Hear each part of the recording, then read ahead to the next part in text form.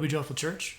Good to be with you. It's been a couple weeks. I've been out with my family and enjoying just a little bit of time with them as all my kids were home here in Crested Butte, and just been a really special time. I had a lot of good times together. I appreciate the ability that our church gives for me to do that. I'm very thankful for that.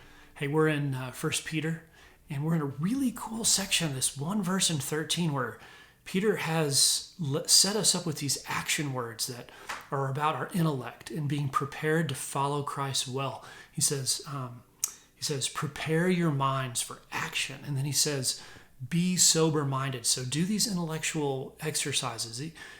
Think hard and well about what your faith is. Know the word. Be prepared. Be ready for what God is calling you to through Jesus. And then he says, combine that intellectual effort with setting our hope on Jesus. It's a beautiful thing. We're going to talk a little more in another session about that hope and that grace that is a part of. But let me read it to you and set the stage again.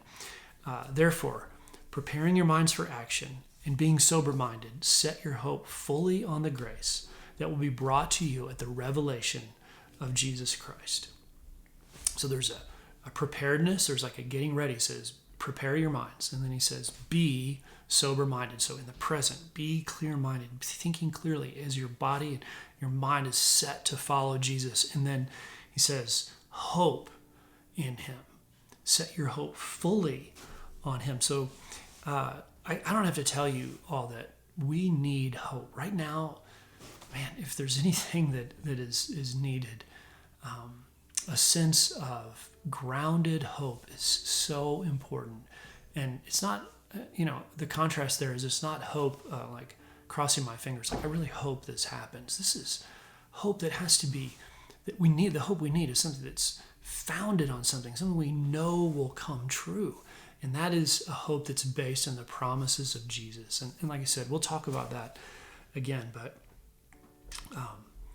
what we need to do, I think, as a practice in this is to think about what we put our hope in. So if you have your journal, write down 4 or 5 things that you hope for, you're hoping in. And then ask yourself, and attach to each of those hopes, what are those hopes grounded in? And then, maybe you can write that out and sort of get a picture of what you're basing your hope on. And then what of those hopes is permanent? Which is sustaining, which is eternal or everlasting even, and they can be ranked that way. And you might also take some time and search for hope in the Scripture. Where does it show up, and what are the words around it? What are the stories around hope? Where do you see that in there? So take some time with that, and we'll be back again next time. All right, see ya.